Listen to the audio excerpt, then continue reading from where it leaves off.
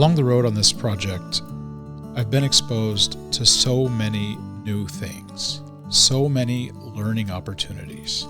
And this building doesn't hand out easy days. It throws curveballs. It throws things at you that force you to grow, whether you're ready or not. And since I've started, I've learned so much. I've done so many new things. I learned how to glaze windows. I got to try welding. I've run pipe and worked on patching the roof. I poured concrete and tore out some ceilings, and all kinds of walls came down. And I've been spending my time trying to rebuild what time has tried to take. I got to work on some engines, some farm equipment, heavy machinery, and I've done it all with just a mix of curiosity and basically some pure stubbornness. But as I think about it, the biggest lessons haven't been about the building at all. They've been really, kind of lessons about myself, about how much grit I really have when things feel impossible, which they almost always do, and about what it means to keep showing up even when there's no clear map forward. There's some part of me that thinks life should be like a movie where it all ends up great in the end. And the truth is, the jury's still out on this whole experiment. So I'm doing my best. I'm never going to give up. But, life is a lottery, really. But the cool thing is that I've done things that I never imagined I'd do. And all of this basically starts at around the age of 50. Today, I'm learning about radiators and how this place stayed warm back in 1919 when everything took a little more effort and a lot more patience. People were very robust and resilient, and things weren't always comfortable. This is 66,000 square feet that had to be heated.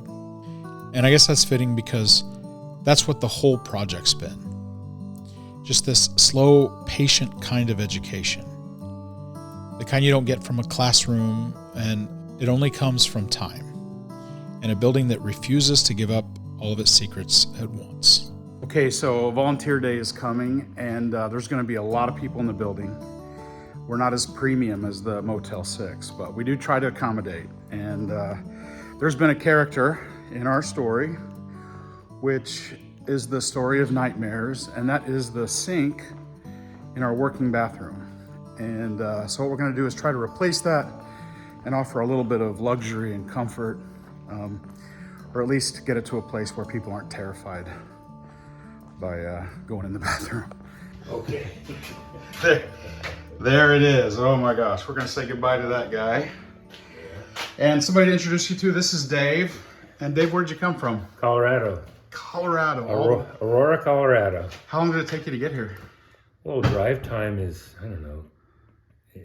12, I can't remember.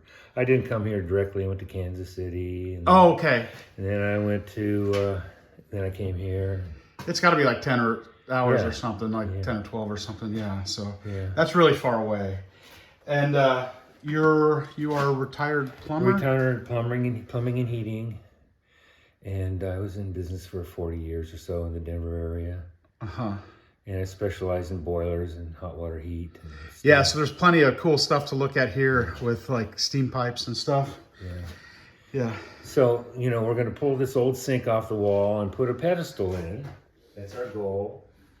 And we're going to try and modify the plumbing to get it to fit. And we're not going to make it look beautiful, but at least it's not going to be as horrifying as it is at the moment. I mean, that belongs in a horror movie.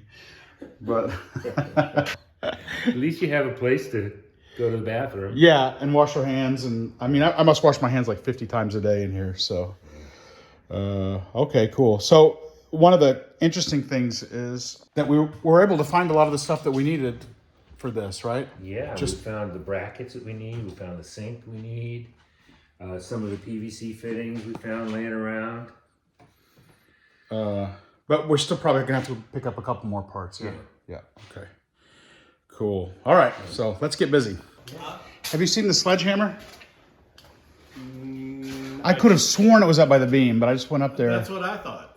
It was just sitting up there. I thought even this morning I saw it up there, but I didn't. Yeah, because we were hammering in those posts and stuff up there. Okay. It's gotta be there. Look on 2 just in case. Yeah, I did. Okay. Bob says I'm blind as a bat, and he's going to find it. No, I didn't say that. Wow, that was quick. Yeah. We don't mess around. Oh my gosh. Well, we might go get you a couple buckets of paint. You can paint the walls while you're in there. Yeah, good. Good. Believe it or not, that sink will clean up a little bit better than that. Oh, yeah. So it's got kind of a vintage look to it, yeah. Yeah. Pedestal, it's got. It's better than it was. Cool. Okay, so while all that's going on, I'm really excited to share something with you because a viewer on the channel sent me a present, and I think it's pretty awesome. We had that video that went viral, and it got a lot of views. I think it's been close to a year ago now. And somebody reached out and said, hey, man, you need some music while you're working. So this is Garrett from HIFI Case, and he's got an Instagram account. You can check it out. Basically, what he does is he takes old suitcases and he installs Bluetooth stereo systems in it. This one actually works on a battery, and the battery is really a great feature because I can take it with me anywhere in the building, and I'll have my music. The other cool thing is that it's Bluetooth enabled. So basically I just kind of get in the vicinity, I connect through Bluetooth, and my tunes are going. I won't play anything here on it today just because YouTube has copyright stuff and I don't have permission to play anything, but it is really cool. Let me show you a little bit about his website and what he does. Okay, so this is Garrett's Instagram page. He's under HIFI Case on Instagram, but he's also got the hificase.com for anybody that doesn't do Instagram, and you can go and check him out. He basically takes old found luggage, containers, boxes, that kind of thing, and he installs stereos into them. So he'll modify them so that they have speakers on the outside. They're Bluetooth enabled. Some of them are battery, some of them are, wall plugged or whatever. But to me, this is more than a craft. It's really kind of like an art form. So identifying the potential of these found items and repurposing them into something really cool. So he has made 600 of these pieces, and you can see all of these on his website, here on his Instagram, and they're pretty special. It's kind of a unique artisan product, and he didn't actually even ask anything in return for sending me this system, but I would much prefer to kind of give a shout out to somebody like this than big massive corporations or whatever. So he's doing a new line that he's releasing, and he's giving the option to kind of name the system that he puts together and give a couple of choices on the features, because each one of these is a little bit different. And he's pushing that out before Christmas. And so if you guys are interested in giving a really unique gift to somebody, or you just want something, if you've got like a vintage vibe in your place, check this guy out. So I was really happy to get it, and it's going to be super useful for us, and I just love it. So I'm going to put his contact information, all of his links and stuff in the description below if you're interested. Check this guy out. Nope. You didn't. I guess when you tripped over it, you forgot to look down. You were too busy catching your balance. Oh man, you know what? I'm ticked off right now. I'm gonna go get some therapy. No, I would suggest glasses. Oh yeah. I need to start calling him Mom because he's always looking out for me. So, all right. Actually having a camera tripod. I don't know. I think everybody likes the motion sickness effect when you got the phone going. Hey, come on. We should probably not show this because then people are going to expect it. Yeah. No, I think they've known you long enough. They won't expect it. All right. Okay, here we go. Here we go. Okay, there we go. We're on a tripod.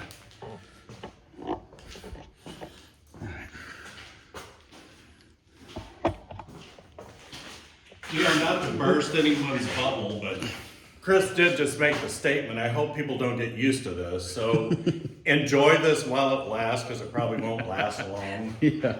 We'll be back to motion sickness. Yeah. Well, the challenge is that I got to find a place on the ground that the tripod can How actually about in sit. the corner to try to catch as much? Well, that's what I'm going to work at. Oh, I thought you were going to this side. No, I'm going to knock Never this. mind. Never mind. What was that, Saturday Night Live? Yeah. Gilda Radner? Yeah, never mind. All right, guys. Enjoy it while it lasts.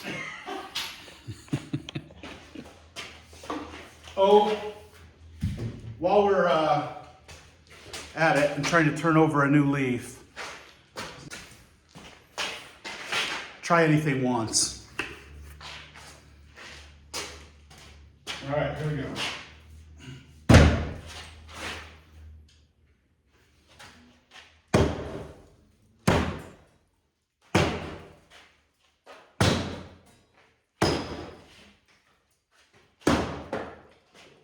Whoa. If you need any help, Well, hold on, you're not even on camera. Hold on. if you need any help, just let me know. I'm ready too. Is that a halter top? Is that? I don't know. All right.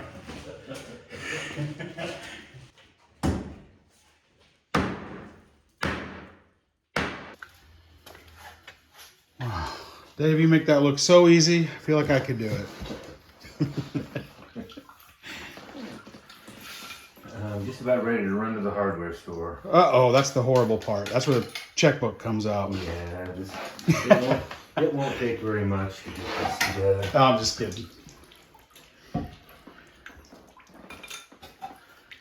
All right. Pedestals are always a trick to get hooked up. Wow, that rack looks awesome. Yeah, there you go. That's cast iron, isn't it? Yeah. I geek out on stuff like that. I like that. We can use that. I mean, that's like almost like a French cleat. We can put we can hang tools in that or whatever. Yeah. Nice. Okay. I can tell Dave's less impressed than I am. I was in business for some 40 years or so in Denver, and my specialty was boilers and dealing with cast iron radiators, which is really kind of a lost art, steam heat, that type of thing.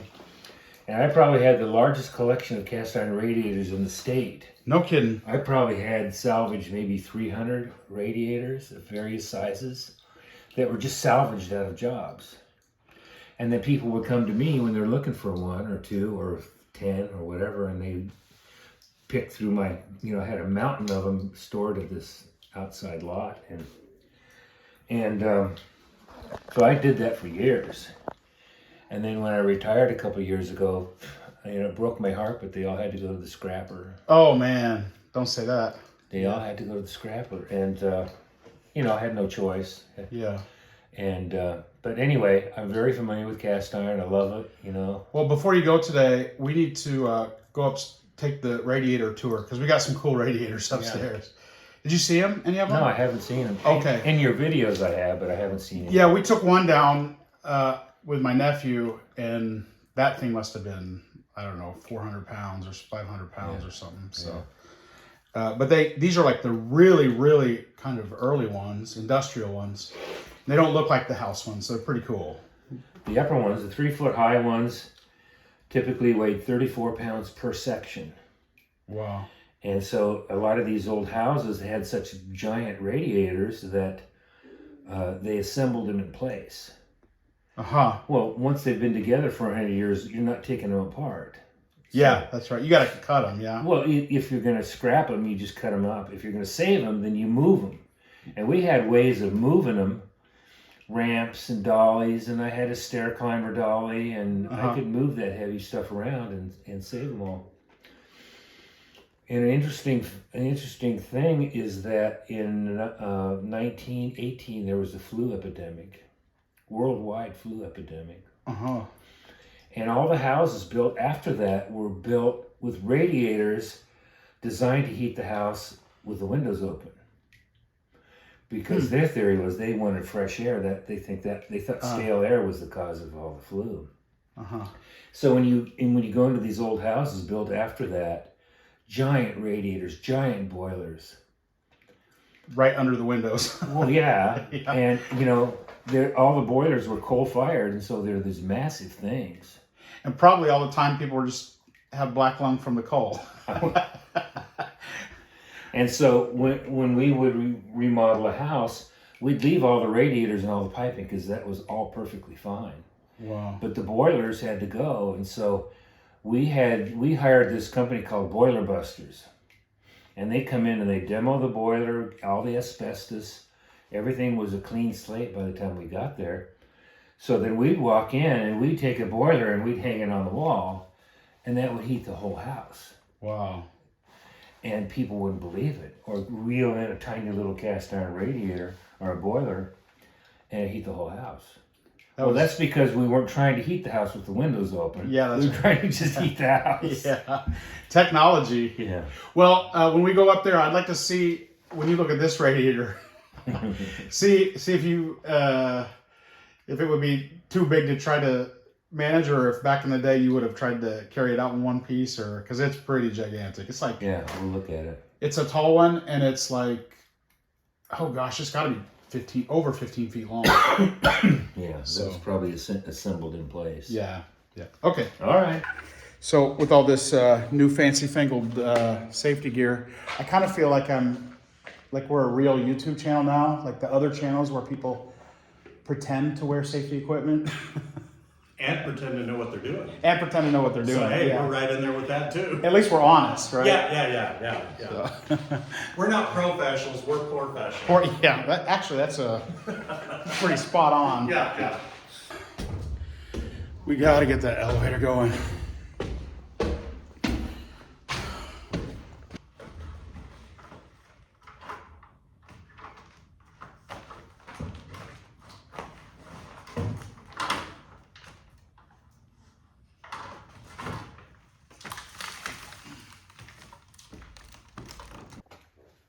So Dave went to the hardware store. While he's doing that, I'm going to see if I can steal this awesome wall cleat here. Let's see.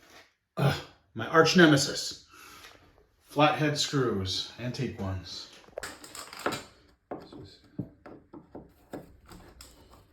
Oh, looks like they're going to come out okay.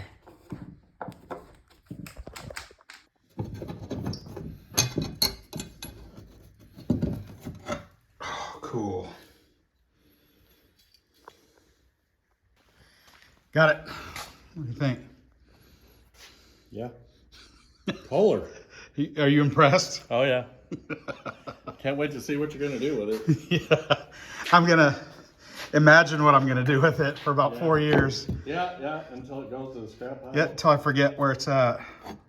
And somebody else throws it away for you. Oh yeah, that's more like it. But I like it.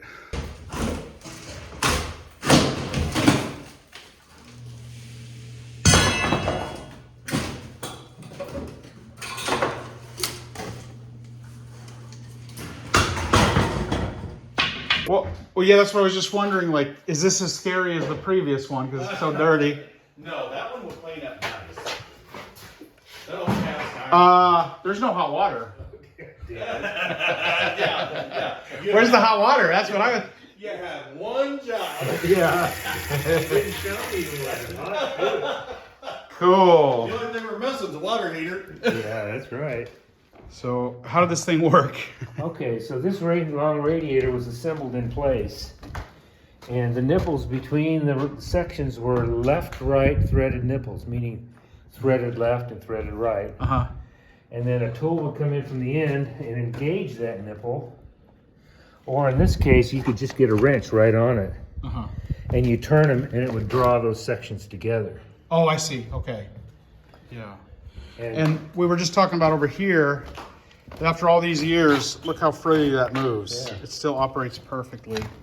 I mean, there's like no resistance. That just works, yeah?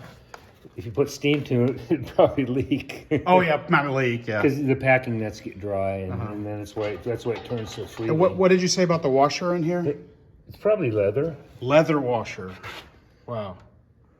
If it still is there, because a lot of times they would get so deteriorated, they would just dissolve. Could be completely gone, yeah. So here's the steam coming in. The steam, this is the direction of steam coming in the top. And then as it came across the radiator, it would eventually condense the steam and come out the bottom through a steam trap. So this is a rather unusual steam trap. I've never seen one like that before, but the idea was to trap the steam in the radiator and not let it just blow right through. And it only let the condensate out the other end. Wow.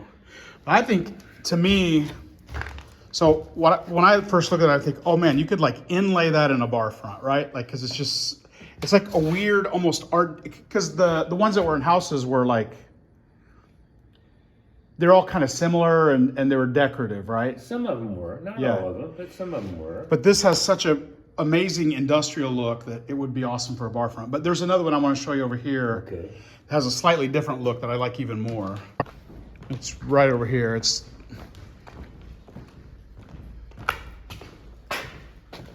the same radiator as the other one, same style. Yeah, same style, but it's just got a little bit. It's got a flatter top on it. And it's got narrower sections. And narrower sections, yeah. And look at these hangers there. Those things are massive, aren't they? Those are massive, yeah. One thing about hangers, when I used to collect radiators, the hangers were very rare because nobody saved the radiator. The hangers. They'd save the radiators and think they were so valuable, but one time I made an offer to this guy. I said, well, every hanger you find, I'll buy. I don't care about the radiators. I got plenty of radiators. I need the hangers. Yeah. And those are incredibly stout. Yeah. I mean, that's like, at the widest point, it's probably 1 inch thick or more. So yeah, save those because you can hang those on the front of your bar. And yeah, that's right. Whatever we do, that's what we can use to hang this on it. Yeah, like whatever furniture we make. Yeah. Sweet. Okay, I got another one to show you. Up here. Yeah. That's technically a radiator, right? Yeah, there's the trap. So the steam had to enter it down there probably. And they just simply used piping as the radiator. Yeah. And I think, you see how it has these hangers? You see way down there, there's more of those hangers. So there's one down there. At some point there was more and somebody just cut it out. Wasn't me. Oh, here's the radiator over here. This one is more like you might see in a home, I guess, like in a... Oops, I think I'm zoomed in too much. But that's got a cool look to it too. I mean... Now this radiator is a little different than the others in that they're not connected across the top. It's just a single piece, or? They're only connected across the bottom. Okay, down here. So they're connected across the bottom, nothing here. And then these bolts here, 2 in the bottom, those bolts come all the way through and they drew it together. Just pushing it. Pinch it together, okay. So they were pressed together and those rods hold them together. It's different than the left-right threaded nipples like on the others. It's got a cool look to it too. I mean, it doesn't look residential. It doesn't look industrial. It's like somewhere in between, yeah? I mean, I guess it'd be more industrial than residential, but... Now, if you look at this radiator, there's no condensate return. There's no drain on the other end. The steam came in one end and the condensate exited the same pipe. And then this little thing here is what's called a steam vent, and they just unscrew. So that's a steam vent. So that allowed steam into the radiator. And then when the steam got to this, it would close and trap the steam in the radiator. So this radiator is 1-pipe steam, where the others we looked at were 2-pipe steam. So there's a difference. And these are still available. I replace these all the time on old radiators. Wow. And that's why you see this valve so large. It's a big 2-inch tapping on it because it's got to allow steam to enter and condensate to return in the same pipe. Gotcha. Okay. All right, we got one more to look at. So on that one up there that's hanging from the ceiling, we got this silly divider wall. I don't know who put this up. I have no idea what purpose it served, but that pipe goes on.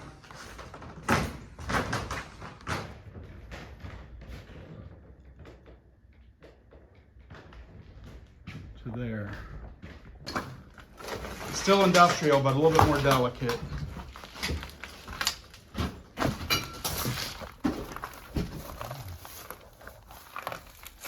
These look like that one that's laying down over there. Yeah. Similar style. Yeah. Kind of the flatter top. Yeah. And again, these radiators were threaded left and threaded right. Mm-hmm. And so whenever you see a nipple like this, you'll always see part of it. Like this is probably a special coupling for that left-hand thread. Uh-huh. So for those of you who are at home and you're not here, it smells like a chicken coop in here. Yeah. It's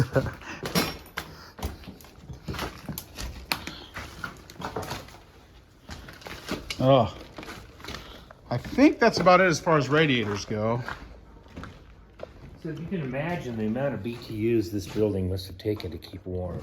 Yeah. It was just amazing. Well, I mean, back in the day, people were less, I mean, they were more robust, right? And so they could work in discomfort a little bit. So I bet it was chilly in the winter a little bit. And did you see these guys? I just fell in love with these. I think I've mentioned them like 3 or 4 times on the channel.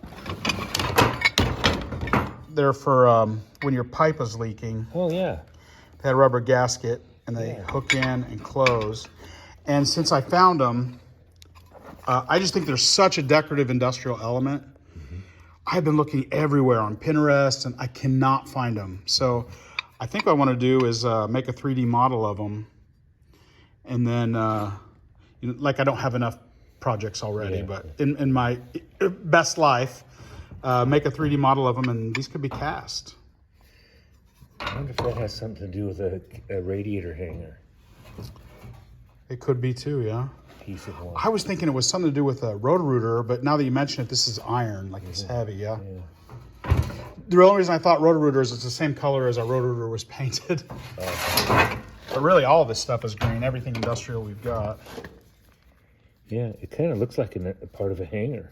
Sadly, it's cracked there. Yeah, I see that. But, you know, it could have been where they could through-bolt it into the brick, and then this was one of the bottom hangers. And I bet you're right. I bet that's what that is. It's the exact right height, yeah, for like, So all the BTUs, and they're boiling all the steam. Where does the energy come to heat that water? Where does that come from? coal. They're burning coal. They're burning coal. Okay. Now, at some point, they probably phased over to natural gas, but originally it was all coal. There are a few gas lines that came into the building, but they were like up front in the more modern area, the newer But areas. the boilers could have been converted to gas, so the gas would have been out there where the boiler was. Okay. And but yeah, so they ran steam through the whole building. They could have used steam for other things too. They could have used it for manufacturing or driving machinery or steam and softening leather. There's probably a number of things they could have used steam for. Mm-hmm. Yeah, that's right. But mostly it was probably just heat. Well, the cost to heat this entire building, I'm sure I'll never know. It's never going to happen. There's lots of unique items in this place you don't see every day. Is there a date? Made in USA. I don't have my glasses on. November something. 43. 1943. Wow. So anybody that's doing a period correct renovation from a house from the 40s. Yeah, there it is. There it is. It's right here, along with about 300 other ones. Yeah. So the bathrooms here were added in the 1940s. And so they're like not on the main building, so everything in here is different. But it looks like there's steam pipes, unless they're just water pipes. That is a heck of a trap down there. That is a grease trap. Grease trap? Oh, because people are washing their hands all the time? Washing parts and stuff? Yeah, catching the grease out of that sink. Huh. This is a gang hand washer there. Right. And we have, this is a half one, and we've got, I think, 4 in the building, and then we've got some, I think 4 also the full round ones. So. Not to be confused with an urinal. No, yeah, not definitely not. But the ones that are full round ones, I think there would be an amazing bird bath outside, like because just like they're perfect circle, and this thing can be a fountain on the top. So we're just talking about this fire door, and downstairs we have the ones where the rope burns or the lead linkage burns, and the door slides across like an old barn door, but. But here, these operate the same way. we have this lead linkage there. So that would melt. Yeah. The chain would break, the weight would fall, and this door would come slamming shut. Yeah. So, yeah, that's neat. Yeah. The hardware is really cool on it too. Oh man, that is so much nicer. We had him not seal it to the wall because we want to paint the walls. And yeah, it'd be better than having like paint on the edge of the sink or whatever, but a lot more presentable, isn't it?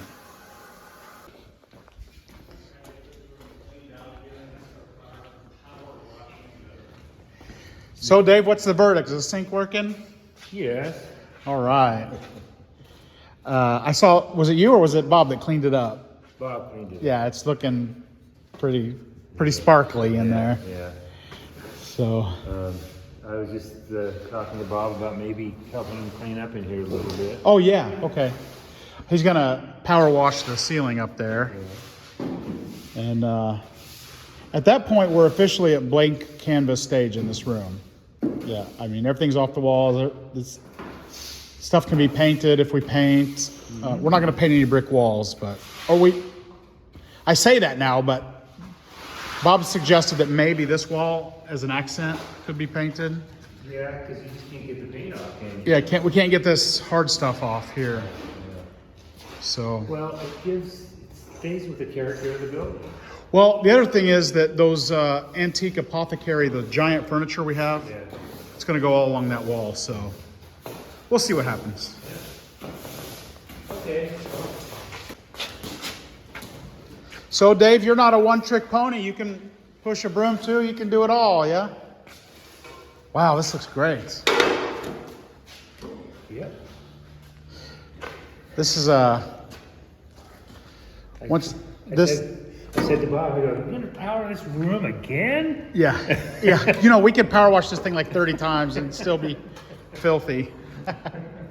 But it's like you do something, then you got to clean out all the mess you made, and then start on the next chapter. Wow. Okay, so that is a wrap. Oh my gosh. Okay. Long day. So I'll see you guys soon, and we have some really cool videos coming up. We've got our volunteer day, and some kind of hallmark moments have come to pass. So I'll see you guys next week. Thanks. Bye-bye.